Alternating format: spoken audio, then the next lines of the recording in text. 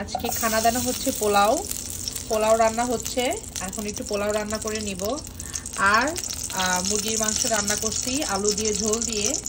আপনাদের সাথে একটু পোলাও রান্নাটা শেয়ার করব, কেমন লাগে জানাবেন আপনারা আমাকে। ঘি দিয়ে নিলাম বেশি করে, আমি আরেকটু ঘি দিব, বেশি করে দিব ঘি, কারণ পোলাওতে যদি ঘিয়ের গন্ধটা না আসে তাহলে ভালো লাগে না। এখনই তেজপাতা, দারচিনি দিয়ে দিব, একটু পেঁয়াজও দিয়ে দিব, কাঁচামরিচ দিয়ে দিব।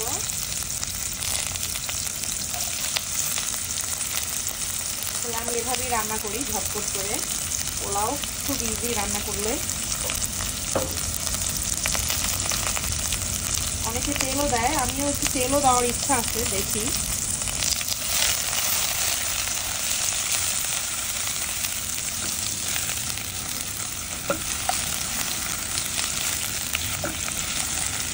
আসলে আমি পেঁয়াজটা একটু বাদামি করে নিব, তারপরে আমি চাল দিয়ে দিব।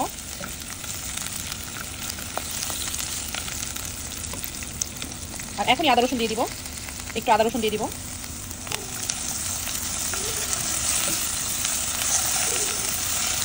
সুন্দর করে ভালো করে একটু ভেজে নিব, গন্ধটা যাতে চলে যায়। অনেকে রসুন দেয়, অনেকে আদা দেয় না, বাট আমি দিই, আদা রসুন দুটোই দিই, ভালো লাগে। পোলাওটা একটু সফট হয়, জুসি হয়, ফ্লেভার থাকে। আমি এখন চাল দিয়ে দিব।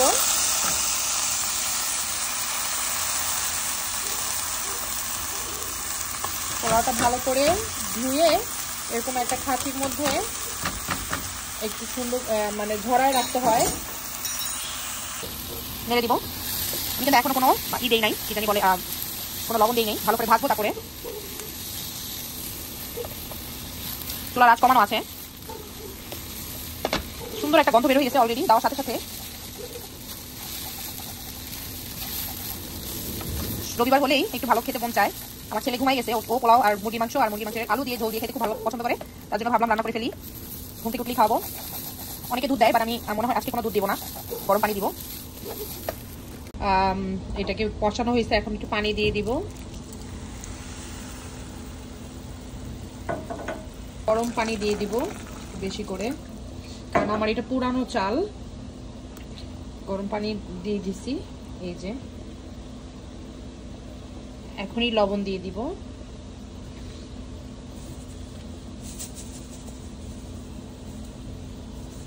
এখনই লবণ দিয়ে দিব, চাইলে চিনিও দেওয়া যায় লাস্টে।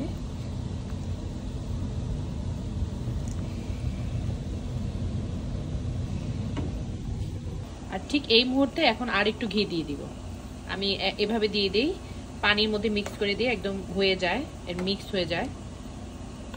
সুন্দর একটা পোলাওর গন্ধ বের হয়েছে। এখন ঢেকে দিব। আর এই যে আমার মুরগির মাংস, মুরগির কারি, চিকেন কারি, আলু দিয়ে ঝোল করছি, রান্না করছি। দেখেন কালারটা কেমন হয়েছে, একটু কম ঝাল দিছি। আর আলুও সিদ্ধ হয়ে গেছে, দেখি আলুটা। হ্যাঁ, আলু একদম সিদ্ধ হয়ে গেছে, এই যে দেখেন আলু সিদ্ধ হয়ে গেছে। আর এটা হার্ড চিকেন, এই চিকেনটা রান্না করতে 2.5 ঘন্টা সময় লাগে। একদম নরম হয়েছে, 2.5 ঘন্টা লাগে, অনেক সময় লাগে এই চিকেন রান্না করতে, বাট খেতে খুব মজা, খুব মজা। তো এই যে আমার রান্না বান্না আর পোলাও হয়ে গেলেই আমরা ভাত খেয়ে নেব। আর এখন কয়টা বাজে দেখেন, 3:50 বাজে। রান্না করতে করতে সময় হয়ে গেছে, ঘরে কেউ খাওয়া হয় নাই, খাবে। সো আজকে আমার পোলাওটা একটু খুলে দেখাই। এই যে দেখেন একদম কিরকম ঝরঝরা হয়ে গেছে পোলাওটা, দেখছেন ঝরঝরা হয়ে গেছে। সো আপনাদের সবার ভালো লাগলে আমার রান্নাটা অফকোর্স লাইক করবেন, কমেন্ট করবেন, শেয়ার করে জানাবেন। Bye, take care.